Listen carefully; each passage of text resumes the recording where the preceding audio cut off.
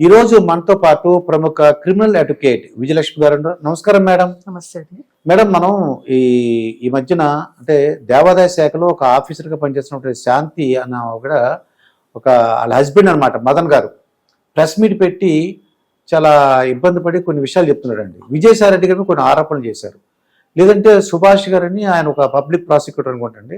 వీళ్ళిద్దరిలో తన అమెరికాలో ఉన్నప్పుడు తన భార్య శాంతి ఒక అబ్బాయిని ప్రసవించింది, డెలివరీ అయ్యింది. ఆ అబ్బాయి తండ్రి ఎవరో నాకు తెలియాలంటున్నారండి. ఇది ఎలా చూద్దాం ఉంటారు ఈ కేసు మేడం? ఒకటండి, ఇదేంటంటే అంటే చట్టం ప్రకారం ఏంటిది, చట్టం ప్రకారం తెలుసుకోవాలి. అతను మదన్ అడుగుతున్నాడు, ఆ పిల్లోడు తండ్రి ఎవరో నాకు తెలియాలని. ఎవరిని అడుగుతున్నాడు? దేవాదాయ శాఖ కమిషనర్ అడుగుతున్నాడు. నాకు న్యాయం కావాలి అని ఎవరిని అడుగుతున్నాడు? ముందు ఒక లెటర్ రాసి మీడియాని పెట్టి ప్రెస్ మీట్ పెట్టి చెప్పి మీడియా న్యాయం చేయగలదా? ప్రజల దృష్టికి తీసుకొచ్చాడండి. ప్రజల దృష్టికి తీసుకురావడం కరెక్టే. మీడియా ఎప్పుడు వాళ్ళని ప్రజలకు దృష్టి తీసుకురావాలంటే ఇతను వెళ్ళి నాకు న్యాయం కావాలి అని ఫస్ట్ ఎవరికి కంప్లైంట్ చేయాలి? పోలీస్కి కంప్లైంట్ చేయాలి. లేదు ఇలాంటి మీరు చేయలేరు, కోర్టుకి వెళ్ళి డైరెక్ట్గా ప్రైవేట్ కంప్లైంట్ వేసుకోవాలి. నా భార్య మీద నాకు అనుమానం ఉంది, ఆ కొడుకు నాకు పుట్టలేదు, సో కాబట్టి నేను అమ్మాయికి డైవర్స్ ఇద్దాము అనుకుంటాను, అంతే తప్ప నేను ఇలాగా మీరు డిఎన్ఏ టెస్టులు కావాలి, నేను తండ్రి కాను, అది అన్నది ఆ మొగుడు పెళ్ళాలి ఇద్దరు నిర్ధారించుకోవాలి. ఇది 4 గోడల మధ్య జరిగింది. ఇలాగ మనం చేసుకుంటూ పోతే ప్రతి పిల్లలకి ఇప్పుడు డేట్ ఆఫ్ బర్త్ సర్టిఫికేట్ లాగా డిఎన్ఏ సర్టిఫికేట్ ఇవ్వాల్సి వస్తుంది. ఈ పిల్లాడు నా మొగుడికే పుట్టాడు అని కొత్త చట్టాలు తీసుకురావాలి. ఇది సాధ్యం కాదండి. ఇది సాధ్యం కాదు. మరి నువ్వు నీ కొడుకే కాదు అని నువ్వు అనుకుంటున్నప్పుడు మీడియా వాళ్ళు ఆడుకోవడంలో తప్పులేదు. ఎలిగేషన్స్ మళ్ళీ ఎవరి మీద పెట్టాడు? పోనీ అటు ఇటు ఎవరి మీద పెట్టలేదు. విజయసాయి రెడ్డి మనకేం చుట్టం కాదు, నాకు అసలు చుట్టం కాదు, నేను ఆయన ఎప్పుడు చూడలేదు. కాకపోతే ఆయన ఒక reputed person, political leader. Vijayasai Reddy గారిని ఈ అమ్మాయి ట్రాన్స్ఫర్ కోసం ఏదో దాంట్లో అడిగాడు, విజయవాడ నుంచి వైజాగ్ ట్రాన్స్ఫర్ చేయండి అండి, మా పిల్లలు అక్కడ ఉన్నారని. నువ్వు అతన్ని అడిగేవు అంటే నీకు వాళ్ళకి గుడ్ రిలేషన్షిప్, మీకు ఎప్పటి నుంచో రిలేషన్ ఉంది, ఫ్యామిలీ రిలేషన్ లాగే ఉంది. నువ్వు ట్రాన్స్ఫర్ చేయించుకుంటున్నావు శాంతిని అని సింగిల్ అంటే శాంతి మా భార్య అని కాకుండా శాంతి అని ఉపయోగించాడు. అక్కడ ఉపయోగించినప్పుడు మీకు ఇద్దరికి దగ్గర సంబంధాలే ఉన్నాయి. నీకు ఆ సంబంధాన్ని పెట్టుకొని అనుమానం పెట్టాడు. అది అవునా కాదా అని ఆ అమ్మాయిని అడగాలి, అంతేకాని తీసుకెళ్లి రోడ్డు మీద పెట్టడం ఏంటండి? ఎవరిచ్చాడు వీడికి హక్కు? పుట్టిన అబ్బాయి ఎవరి తాలూకా, అతను విజయసాయి రెడ్డి కొడుకు ఇలాగ అంటున్నాడు. అది ఫస్ట్ వీడికి ఆ డౌట్ ఎందుకు వచ్చింది?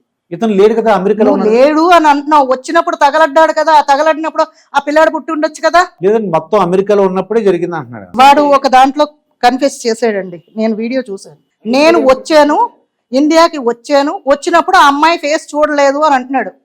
పిల్లాడు పుట్టడానికి ఫేస్ చూడవలసిన అవసరం లేదు, కలిసి ఉండొచ్చు కదా. మనం ఎంతసేపు ఒక వేంపే వినిపించుకోకూడదు. అయి ఉండొచ్చు కదా, భార్యే కదా. ఆ అమ్మాయి ఎవరు బయట తిరిగేది కాదు కదా, కమిషనర్ ర్యాంక్లో ఉంది. ఎంత కష్టపడితే వస్తుందండి అక్కడి వరకును. మళ్ళీ ట్రైబల్ లేడీ ఏదో వచ్చేసింది కోట అంటారు. ఏ కోట అయినా సరే చదవాలి, మినిమం చదవాలి కదా, కష్టపడితేనే కదా వచ్చింది. ఆ ర్యాంకులో ఇప్పుడు ఇదే సేమ్ ఎన్నో జరిగాయి. మళ్ళీ ఇప్పుడు అతను అమెరికాలో ఉన్నప్పుడు ఇదేంటి నేను ఇక్కడ ఉన్నాను కదా, నీకు మధ్యలో వచ్చాడు అంటే అది కదండి. అతను అమ్మాయి ఒప్పుకుందండి, నేను IVF చేయించుకున్నాను, ఒక డోనర్ తీసుకున్నాను చెప్పిందంట. అవును, డోనర్ తీసుకున్నాను అని చెప్పింది కదా. మరి ఇంకనేమి, మరి విజయసాయి రెడ్డిదే ఎందుకు అనుకుంటారు? అయినా ఒకటండి, అతను ఏజ్ ఎంత? ఆ ఏజ్ లోని అంటే ఒకటి స్పెర్మ్ కౌంటింగ్ తక్కువ ఉంటుంది, పిల్లలు పుట్టే ఛాన్సెస్ ఉండదు. ముందు 2 ఆడపిల్లలు ఉన్నారండి. 2 ఆడపిల్లలు ఎవరికి పుట్టారు? ఈయనకే పుట్టారు. గ్యారంటీ ఏంటి? అలా అంటారా? ఒక దాన్ని నువ్వు అపనమ్మకం పెట్టుకున్నావు అన్నప్పుడు 2 పిల్లలు నీకే పుట్టారని గ్యారంటీ ఏంటి? అతను అప్పుడు అంటే తన దగ్గర ఉంది కాబట్టి అతను నమ్మకం అనుకోండి. మొగుడు పక్కన ఉండగా వేరే వాడి దగ్గరికి వెళ్ళకూడదు అని ఏం రూల్ లేదు కదా అండి. అప్పుడు కూడా చేసి ఉండొచ్చు కదా. ఇదే పెళ్ళం కదా, ఇదే మొగుడు కదా, ఇదే ఎలిగేషన్ కదా. అప్పుడు రాంది ఇప్పుడు ఎందుకు వచ్చింది?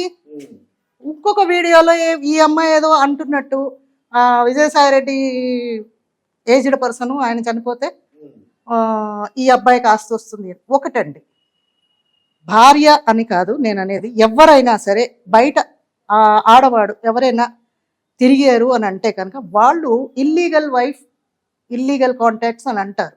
కానీ ఈ ఇల్లీగల్ కాంటాక్ట్స్లో పుట్టిన పిల్లలు మాత్రం ఇల్లీగల్ కాదు, కాదు, లీగలే.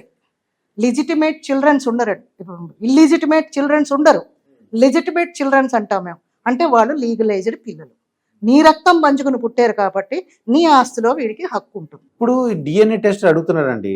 డిఎన్ఏ టెస్ట్ అసలు ఏంటి ప్రొసీజర్? డిఎన్ఏ టెస్ట్ చేయాలంటే కోర్టు దగ్గరికి వెళ్ళి ఏం చేయాలంటే మదన్ ఏం చేయాలండి? ఫస్ట్ ఒకటండి, వీళ్ళు ఏంటంటే నాకు అనుమానంగా ఉంది, ఓకే, నా భార్య నాతోటి సవ్యంగా ఉండట్లేదనో లేకపోతే ఇలాగా తప్పుడు అంటే తను అమెరికాలో పూర్తిగా 2 years అమెరికాలో మీరు ఓకే అక్కడ ఉంటున్నది ప్రూఫ్స్ తీసుకొచ్చి ఇక్కడ డెలివరీ టైము, కన్సీవ్ టైము ఇవన్నీ పెట్టి ఆ అమ్మాయి మీద కేసు వేయొచ్చు.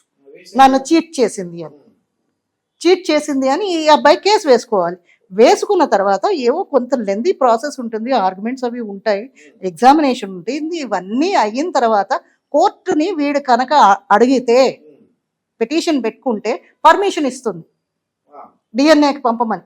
ఒప్పుకుంటారు, కొన్ని సందర్భాల్లో ఒప్పుకుంటారు. అక్కడ ఎలిగేషన్ పెట్టింది కూడా వేరే వాళ్ళ మీద కాదు కదా, ఇప్పుడు 2 persons ఉన్నారు అంటున్నారు. ఒక అతను రెడీ అంటున్నాడు, సుభాష్ రెడ్డి నా మీద నేను రెడీ, నేను వచ్చేస్తాను అంటున్నాడు. అవును, విజయసాయి రెడ్డి గారిని అప్పుడు కోర్టు ఏమంటదండి? కోర్టు మిమ్మల్ని ఎవరిని అడగదండి, అమ్మా వస్తావా అని అడగరండి. వాళ్ళు ఆర్డర్ వేస్తారు, కోర్టు ఆ బ్లడ్ శాంపిల్స్ తీసుకెళ్తారు, డిఎన్ఏ టెస్ట్. విజయసాయి రెడ్డి గారిని ఎవరైనా అక్కడ ఎవరైనా సరే ఒప్పుకుంటే కోర్టు కనుక ఆర్డర్స్ వేసింది అంటే అప్పుడు కంపల్సరీ రావాల్సిందే, ఎవరైనా రావాల్సింది. అప్పుడు ఒకవేళ డిఎన్ఏ టెస్ట్ విజయసాయి రెడ్డి గారిదే అని తెలిసింది అనుకోండి, అప్పుడు ఆ కుర్రోడికి ఏంటంటే ఆస్తులు ఇప్పుడు ఆస్తి కోసం గొడవ పెట్టుకుంటున్నారు అంటే డైరెక్ట్ పిటిషన్ వేసేయచ్చు కదా. ఓకే, వీడు నీకే పుట్టాడు, ఎందుకంటే వెళ్ళి కన్నది వాళ్ళకేనని ఈ అమ్మాయికే తెలుస్తుందండి, తల్లికి తెలుసు కదా. ఈ వీడు నీ కొడుకే కాబట్టి నువ్వు ఆస్తి ఏంటి ఇవ్వడా, ఇంత రచ్చ చేయవలసిన అవసరమా? వాళ్ళ ఉద్దేశం ఏంటి అనేది తెలియట్లేదు. ఈ ఇద్దరు కొల్యూటై చేస్తున్నారా మొగుడు పెళ్ళం? అలా కూడా మరి ఆలోచించాలి కదా. ఈ అమ్మాయి ఫోన్ చేసింది ఎవరికి? మొగుడికే. నాకు ఇష్టమే అని అంటున్నాడు. ఇన్ని చేసినా నేను భార్యను ఏమైనా విడాకులు తీసుకుంటాను అని ఏమి అనట్లేదు కదా. ఇద్దరు కుమ్మక్కై ప్లాన్ చేసుకున్నారు, పెట్టచ్చు. పెడితే అప్పుడు ఏమవుతుంది? అప్పుడు ఆయన పరువు పోతుంది కదా. ఆయన పరువు పోతుంది. డిఎన్ఏ టెస్ట్ ఒప్పేసుకుంది అనుకోండి, ఒప్పుకుని ఒకవేళ అతనిది కాదు అని తెలిస్తే మాత్రం వీళ్ళకి మాత్రం వాయింపే. కానీ అవునని తెలిసింది, ఎందుకంటే వీళ్ళు ప్లాన్డ్ గా ముందే ప్లాన్ చేసుకున్నారు అనుకోండి. అవును అని తెలిసిన తర్వాత మనం ఏం ఉండవండి, మీడియా దాకా రాదండి. ఇంకా అక్కడ అయిపోయింది, కోర్టులో ఒప్పుకుంటాడు, ఏదో ఉంటుంది.